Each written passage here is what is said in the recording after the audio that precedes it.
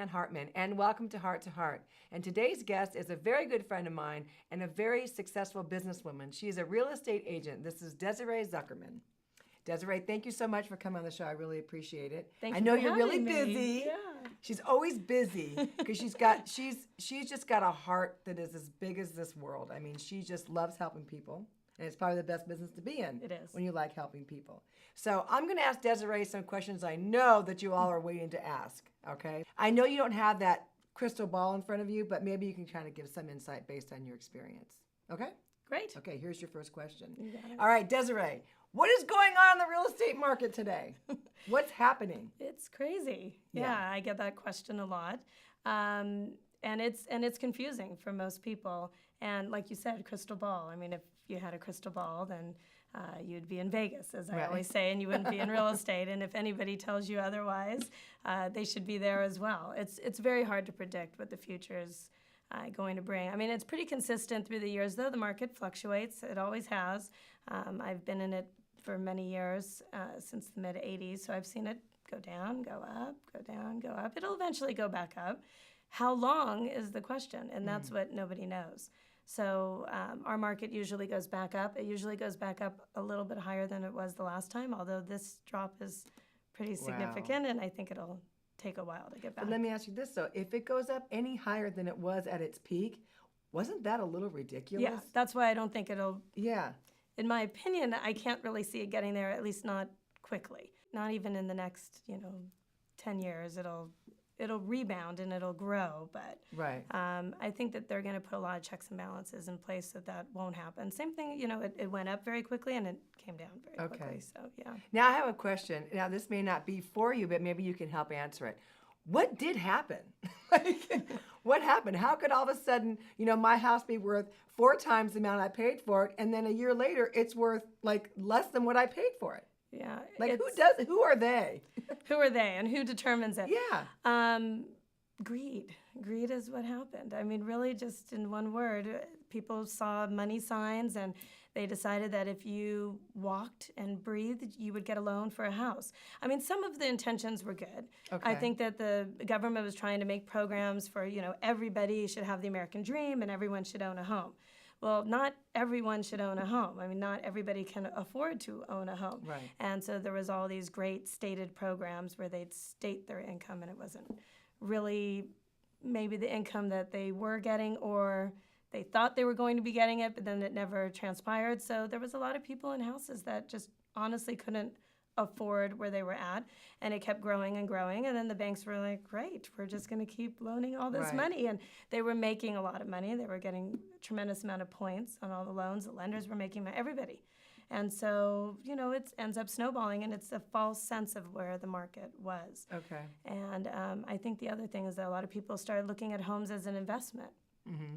They're not an investment. If it's for yourself, it's not an investment. It's your home. Right. And you shouldn't look at it as an investment. If you're a professional investor, then you know where to look and what your margin should be in the type of home, et cetera. But, I mean, if you're buying for yourself and for your family, it's somewhere where you're going to live for hopefully 7 years on average, they say, in the United States, but hopefully longer, 10, 15 years, raise a family there.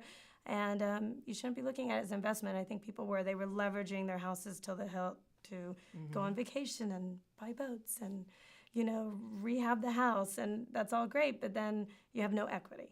Okay. And if there's no equity, then the value of the home is false. And then I think we live our lives thinking that tomorrow's not going to come, and that day won't come. How could it come? Everything's at the height and the peak right now, or it was at that point. So now I have a question. What about the fact everybody's house around you in your neighborhood is in foreclosure?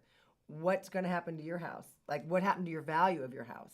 Right. They say that almost 50% of homes will be in some sort of default this year. That's that's terrible. I know. Either late on payments, notices of default, in foreclosure, getting ready to foreclose. And so it's seriously affecting the values of homes, because when they do go to foreclosure, they sell a little bit less. Okay. People that are in trouble are selling them for less. So yes, it definitely affects your value and brings it down along with all the people who have run into trouble. So there's things that appraisers look at when it is a foreclosed home, they don't weigh it as heavily as a home that was sold, from a regular seller. But it definitely affects the market, and that continues to bring it down, and that's what we've seen. So there was a big issue with foreclosures initially, right after the crash, which happened about August of '07. Okay. In the beginning of '08, the banks released just tons of foreclosures. They foreclosed on thousands of homes, and they flooded the market with the foreclosures. Well, they kind of learned their lesson because they flooded the market. Prices dropped because the inventory was too high. And that's when we had the biggest drop. I think it was somewhere around 25 to 35%, according to what area you look at. And so I think they've kind of learned their lesson, and they're not releasing their foreclosures like they used to. They're kind of doing a trickle down, releasing a few at a time.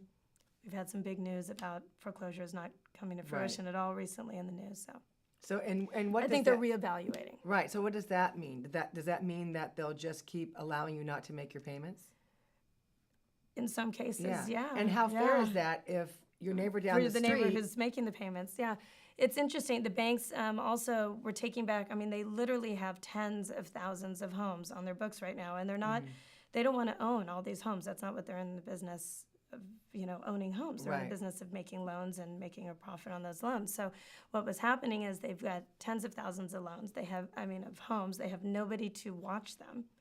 Homes were getting run down. There were squatters in homes. Nobody's taking care of them. So it's actually more cost efficient for them to allow people to stay in the home until the very last minute, because at least if somebody's in the home, they're paying the utilities, they've got water on, they're taking care of the house. The house is, because when they get the houses back after they've been vacant for 6 or 9 months, they're destroyed, and it costs them more money. So they are letting people stay a lot longer, kind of stretching it out. They were trying to do loan modifications.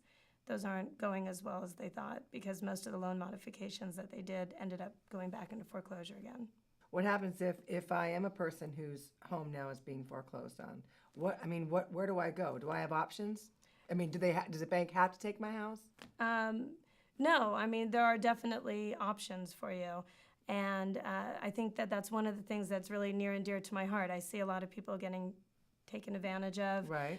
Either A, they do nothing and just lose their home. It goes to foreclosure, and they've done nothing to kind of cut their losses.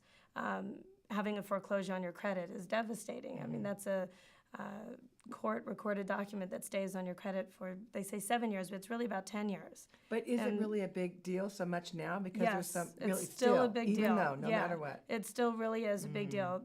There's some loans out there that maybe after 4 or 6 years, you can maybe get a loan if you have excellent credit, rebuilt, and really good income. But no, it is a big deal. And so there's some options.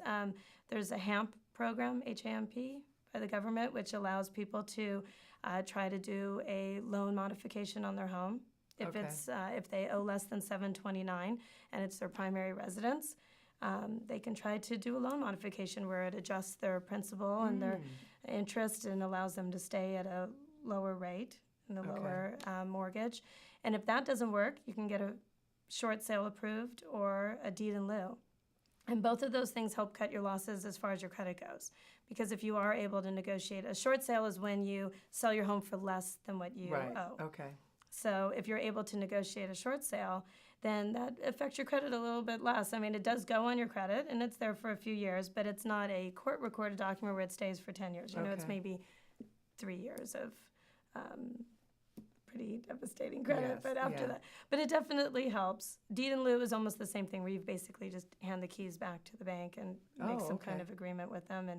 And now they're even doing things where they're allowing owners to stay and rent back the property if they do a deed in lieu. Oh, interesting. So there's lots of options. There's a lot of places to turn. I just became a certified HAFA specialist, which is, HAFA is the program that kind of takes over if HAMP doesn't work. If you can't get a loan modification, then I work with homeowners to negotiate short sales and try to get them out of their homes in an easier way than a foreclosure. So that's what I was going to ask you. So how I've never even heard of these words, but I'm not researching that right now because I'm not losing my home. But how would someone even know something like that, besides watching Heart to Heart, of course? You want to look for somebody who's CHS certified or someone who has knowledge of short sales and negotiations. Don't ever pay up front for a short sale. That's one thing that, again, really is near and dear to my heart. There's a lot of people out there who are sharks. You know, they smell blood in the water and they start circling, and they charge people up front to, you know, do a loan mod for them or do a short sale. If they're a true professional, they will not charge you anything. Their services are completely free. I get paid through the bank when it closes, and the bank pays the commission. So the homeowner pays nothing. So if somebody's coming up to them and saying, you know, give me $3,000 or $4,000 and I'll work on your short sale for you or your loan modification, you really have to be leery of that type of person. So, well, there's always those people out there, you know, that are waiting for something to happen that's devastating, you know, to an economy or whatever it is, you know, to take advantage. They're going to make money whether the economy is up or down. So, right. You know, the new way is to kind of tie into all these homeowners that are in distress and kind of pull at their heartstrings and say, hey, I can help you, and you shouldn't have to pay for it. Now, how is California doing? I mean, I know that, you know, obviously there's other states, but I'm kind of, you know, more concerned about California. California's been hit pretty hard, too. I mean, we're definitely down 25 to 35% from the height, and some areas even more. If you go into, you know, inland, Riverside County, it's area where they've really been hit hard. It's even more. So, but California is kind of an anomaly. It's sort of like New York. I mean, people want to still come to California. I deal with relocation buyers all the time who are coming to California. They're getting relocated here for their job, or they want the better weather or the, you know, sunny, beautiful beaches. Don't blame them for that. You know, so I think California will constantly have an influx of people, and so it does maintain the market. We have an interesting thing going on right now, though, that our inventory of homes is very low. And so there aren't that many homes on the market. Okay, so now when you're talking about homes, is also the foreclosures included in that? Included, because there's not a lot of foreclosures being released. Okay. So because there's not a lot of foreclosures being released, and home sellers are very tentative about selling if they're not in financial trouble because they're not really going to make anything or they've taken such a big hit, that not a lot of people have their homes on the market right now. So inventory is low, which is helping sellers a little bit because there's not as many homes for buyers to find, but it's an amazing buyer's market. The interest rates are the lowest they've been in 50 years. Yeah, but how hard is it right now to get a loan? It's difficult. Right. It was really difficult 2 years ago. Right now they've loosened up a bit, and there's more options. If you have a stable income, then you can get a loan. If you have, you know, bad credit and no income, no loan. So. Right. Okay. But it's a great time to buy. I'm sure there's some shark sitting on the corner going, hey, you can't get a loan, come and see me. That too. That too, for sure. Yeah, and then your interest rate is, 100% or whatever. No, interest rates are under 4% right now. So if anybody tells you otherwise. That's awesome. It's seriously the lowest it's been in 50 years. Yeah. Oh, my gosh. Yeah. Now they can buy. Prices are low and interest rates are low, and now's the time to buy. Well, that was great. Thank you so much. You're and that's welcome. why, this is what I love about Heart to Heart, because I can bring to you people of all kinds of professions and stories and testimonies and all that can help you. So, if you do have any questions, can you tell? I know that you're starting a new blog. Yes. Yeah, please tell them what it is so they can maybe get a hold of you. Sure, definitely. Please visit my website, DZ Homes, or DZ Homes blog, and I do talk about things that concern everyday people, just like questions that you're asking me. A lot of times people write in questions or call me, and I blog about it and discuss it, and I love to get feedback. And there's a lot of resources on there, too. So if anybody is looking for information or resources, I'd be more than happy to answer. And like I said when we first started, she is probably one of the hardest working women that I know, and she really cares about people. So she makes sure that you get into the right place or you're selling your house for the right price and all that. So, we have a foundational scripture every time that we get together, whoever it may be. It's Philippians 4:19. It says, "My God shall supply all of my needs according to his riches and glory in Christ Jesus." And the reason I say that is because we cannot count on what's going on in this world system. We really can't. I mean, my source is God. And if you have another source other than God, it's kind of like a crapshoot, You really don't know what you're getting. He doesn't change. He's not changed for me in my 48 years of living, and I don't think he's going to change anytime too soon. So I like to go by his principles. From my heart to yours, this is Julianne Hartman and Desiree Zuckerman, and we say, see you soon.